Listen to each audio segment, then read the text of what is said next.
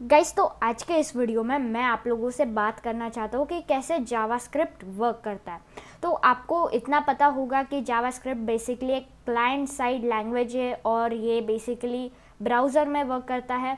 लेकिन आज के इस वीडियो में मैं आप लोगों को इन डिटेल में समझाऊंगा कि कैसे जावास्क्रिप्ट एक्चुअल में वर्क करता है, कैसे इंजन के अंदर प्रोसेसिंग होती है और किस तरीके से हम लोगों को वो सारी इंटरैक्टिविटी मिल जाती है अपनी वेबसाइट में जावास्क्रिप्ट की मदद से।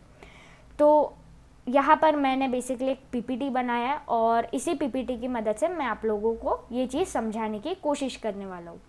तो यहाँ पर बेसिकली क्वेश्चन आ जाता है, हाउ जावास्क्रिप्ट वर्क्स। तो बेसिकली यहाँ पर मैंने मेरा कोड लिखा। ये पीपीटी देखने से पहले मैं आप लोगों को एक एक्चुअल एग्जाम्पल दिखाता हूँ। तो हम चलते हैं हमारे कोड एडिटर पर और वहाँ पर ज़रा सा जावास्क्रिप्ट का कोड लिखते हैं और देखते हैं होता क्या है। गाइस, तो जैसे कि आप लोग यहाँ पर देख सकते हैं, मैंने एक फ़ाइल बनाई है index.html नाम की। और यहाँ पर बेसिकली मैंने सबसे पहले HTML की जो बॉयलर प्लेट होती है वो मैंने यहाँ पर टाइप की और उसके बाद में यहाँ पर मैंने एक H1 लिखा है, टेक विद ऋषभ, और यहाँ पर मुझे वो मिल रहा है। उसके अलावा यहाँ पर मैंने स्क्रिप्ट टैग्स के अंदर ज़रा सा जावास्क्रिप्ट लिखा है जिसके अंदर मैं एक अलर्ट फंक्शन यूज़ करते हुए यहाँ पर टेक विद ऋषभ प्रिंट करा रहा हूँ।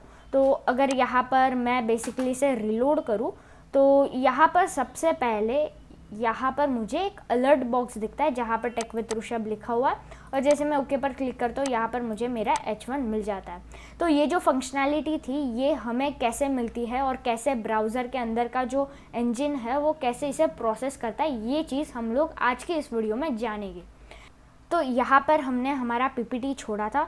तो यहाँ पर जैसे हमने अलर्ट वगैरह का जावास्क्रिप्ट ने कोड लिखा, तो मान लीजिए कि ये है हमारा जावास्क्रिप्ट का कोड। तो यहाँ पर जावास्क्रिप्ट का कोड हमने ज़रा सा टाइप किया। तो हमारे पास बेसिकली जावास्क्रिप्ट इंजन होता है जो ये जावास्क्रिप्ट का कोड है उसे प्रोसेस करता है। तो हमारे पास बहुत सारे ब्राउज़र्स हैं जैसे Google Chrome, Microsoft Edge, Mozilla Firefox. इसके अलावा हमारे पास इंटरनेट एक्सप्लोरर भी है।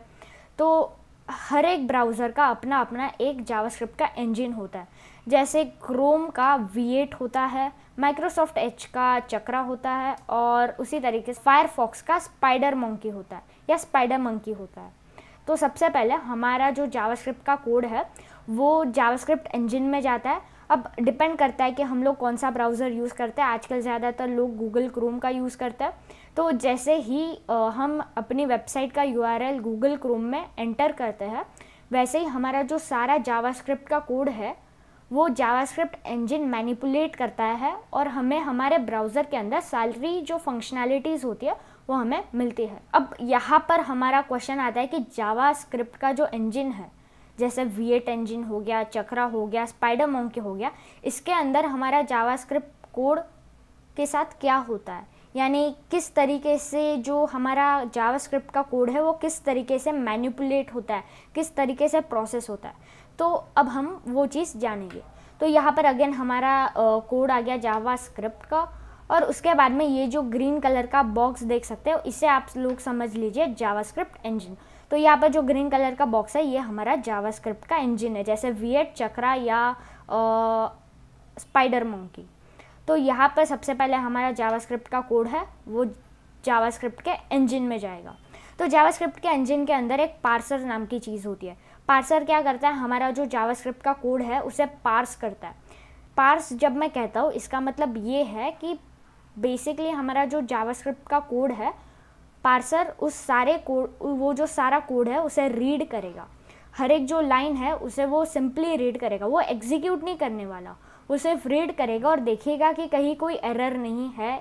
अगर कहीं कोई पूरे प्रोग्राम में कहीं एरर है तो वो हमें वार्निंग दे देगा। जैसे हमें टाइप एरर मिलता है, वो जो सारे एरर्स होते हैं वो बेसिकली हमें पार्सर की मदद से मिलते हैं। तो जो सारे एरर्स वगैरह हमें मिलते हैं वो पहले ही स्टेप पर जो है डिटेक्ट हो जाता है। तो पार्सर बेसिकली हमारा जो पूरा कोड है उसे देखेगा। तो यहाँ पर बेसिकली जो सारा जावास्क्रिप्ट का कोड है वो हो गया हमारा पार्सर की मदद से। इसके बाद में क्या होता है, इसके बाद में AST नाम की एक चीज़ होती है। AST का फुल फॉर्म होता है एब्स्ट्रैक्ट सिंटैक्स ट्री। ये बेसिकली एक डेटा स्ट्रक्चर होता है। और एब्स्ट्रैक्ट सिंटैक्स ट्री बेसिकली एक फ्लो चार्ट आप लोग समझ सकते हो। इसको डिटेल में समझाने के लिए मैं आपको विकिपीडिया के पास लेके जाना चाहता हूँ। तो गाइज यहाँ पर एब्स्ट्रैक्ट सिंटैक्स ट्री जैसे ही मैं विकिपीडिया पर सर्च करता हूँ तो यहाँ पर ये मुझे कह रहा है इन computer science and abstract syntax tree या AST और जस्ट सिंटैक्स ट्री, यानी आप लोग इसे एब्स्ट्रैक्ट सिंटैक्स ट्री AST या फिर सिंटैक्स ट्री भी कह सकते हैं, is a tree representation of abstract syntactic structure of source code. अब जैसे ही आप लोग इस लाइन को पढ़ते हो आप लोग बहुत ज़्यादा कंफ्यूज हो जाते हो, तो मैं आप लोगों को ये जो लाइन है इसे एकदम सिंप्लीफाई कर कर समझाने की कोशिश करता हूँ। तो हमारे प्रोग्राम में मान लीजिए एक फंक्शन है, उसके अंदर कुछ इफ़ एल्स एलिफ वगैरह वो सारी स्टेटमेंट्स है और फिर फंक्शन के बाहर हमें और भी कोई चीज़ रिटर्न हो रही है। तो हमने मान लीजिए एक बेसिक सा प्रोग्राम यहाँ पर बना के रखा है। तो यहाँ पर सबसे पहले हमारा जो कोड है उसे एब्स्ट्रैक्ट सिंटैक्स ट्री में कन्वर्ट किया जाएगा। एब्स्ट्रैक्ट सिंटैक्स ट्री बेसिकली एक डेटा स्ट्रक्चर है और बेसिकली ये एक फ्लो चार्ट में कन्वर्ट हो जाएगा। जैसे कि यहाँ पर मेरी एक स्टेटमेंट है, यहाँ पर मैं ज़रा सा जूम इन कर लेता हूँ और यहाँ पर आप लोग देख सकते हो। तो सबसे पहले हमारा जो प्रोग्राम का एंट्री पॉइंट होगा वो यहाँ पर ऊपर लिया जाएगा। फिर हमारे इसमें मान लीजिए इफ़ एल्स स्टेटमेंट्स है तो उसके यहाँ पर कंडीशंस बनेंगे और फिर इफ़, तो उसके अंदर का जो ब्लॉक है वो हमारा एब्स्ट्रैक्ट सिंटैक्स ट्री में नहीं आएगा। सिर्फ जो बॉडी है हमारे प्रोग्राम की वो सिंपली हमारे एब्स्ट्रैक्ट सिंटैक्स ट्री में आ जाएगा, AST में आ जाएगा। तो मतलब एग्जैक्टली ये जो फ्लो चार्ट है ये नहीं बनता है, ये बस हमें समझने के लिए यहाँ पर ये इमेज है। अगर आप जानना चाहते हो कि एक्चुअल कैसे कन्वर्ट होता है तो astexplorer.net ये वेबसाइट पर आपको जाना है।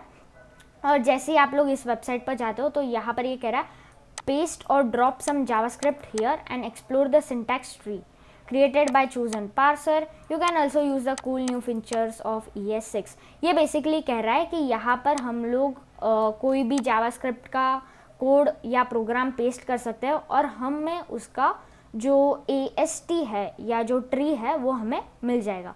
तो यहाँ पर जो चीज़ आप लोग देख सकते हो ये होता है एक्चुअल AST जो हमारे इंजन में बनता है। तो यहाँ पर मैंने कुछ कोड पेस्ट किया, यहाँ पर हमारा मेन प्रोग्राम है, इसके अंदर हमारी बॉडी होगी, ठीक है, ये हमारी बॉडी होगी और इसके अंदर वेरिएबल डिक्लेरेशन है। यहाँ पर आप लोग देख सकते हो एक बेसिकली अरे बना है और ये हो गया हमारा बेसिकली डिक्लेरेशन, वेरिएबल डिक्लेरेशन। तो यहाँ पर ये बेसिकली इस तरह का ट्री बनते जाता है। इसके बाद में हमारा वेरिएबल डिक्लेरेशन हो गया, आइडेंटिफायर हो गया, अरे एक्सप्रेशन हो गया और उसके बाद में यहाँ पर हमने एक फंक्शन को डिक्लेयर किया तो उसका भी यहाँ पर ट्री बन गया। तो बेसिकली इस तरह का एक एब्स्ट्रैक्ट ट्री बन जाता है। एब्स्ट्रैक्ट यानी बस मतलब एक रफ आइडिया आप इसे समझ सकते हो, और सिंटैक्स यानी हमारा जो सिंटैक्स होता है और उसका ट्री। तो मैं उम्मीद करता हूँ कि आप लोगों को यहाँ पर AST क्या चीज़ है ये आप लोगों को समझ में आ गया होगा। तो यहाँ पर बेसिकली हमारा सबसे पहले जावास्क्रिप्ट का कोड जावास्क्रिप्ट के इंजन में गया, वहाँ पर हमारा कोड पार्स हो गया, हमें दिख गया अगर हमारे प्रोग्राम में कोई एरर है या नहीं। अगर एरर नहीं है तो AST बन जाएगा यानी कि एब्स्ट्रैक्ट सिंटैक्स ट्री हमारा जनरेट हो जाएगा और उसके बाद में फाइनली जो हमारा प्रोग्राम है वो मशीन कोड में कन्वर्ट हो जाएगा और उसके बाद में हमारा जो कोड है वो रन हो जाएगा और हमें हमारे ब्राउज़र में वही कोड दिखाई देगा। तो ये है एक बेसिक आइडिया कि जावास्क्रिप्ट इंजन में होता क्या है। सबसे पहले पार्सर के पास चीज़ गई, चीज़ यानी जावास्क्रिप्ट का कोड हमारा पार्सर के पास गया। पार्सर ने बेसिकली हमारे जावास्क्रिप्ट कोड को पार्स किया, देखा कि कहीं कोई एरर नहीं है, सिंटैक्स एरर, टाइप एरर, सारा हमारा प्रोग्राम उसने चेक किया, एरर नहीं निकला तो ये बेसिकली AST बन जाएगा। AST क्या है, बेसिक सा डेटा स्ट्रक्चर है जहाँ पर हमारा जो कोड है उसका एब्स्ट्रैक्ट ट्री बन जाता है और जैसे ही ये ट्री बन जाता है उसके बाद में हमारा जो कोड है वो मशीन कोड में कन्वर्ट हो जाता है और उसके बाद में हमारा कोड रन हो जाता है। हमारे ब्राउज़र में जो सारी इंटरैक्टिविटी है वो हमें दिखाई दे। तो गाइस मैं उम्मीद करता हूँ कि आप लोगों को सारी चीज़ें समझ में आ गई होगी कैसे जावास्क्रिप्ट वर्क करता है।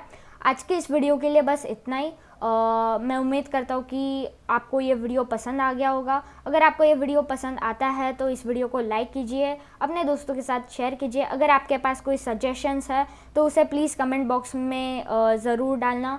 और अगर आपने अभी तक मेरे चैनल को सब्सक्राइब नहीं किया तो जल्दी से प्लीज़ सब्सक्राइब कर लेना। मैं मिलूँगा आपसे अगले वीडियो में, तब तक के लिए goodbye, keep learning, keep coding.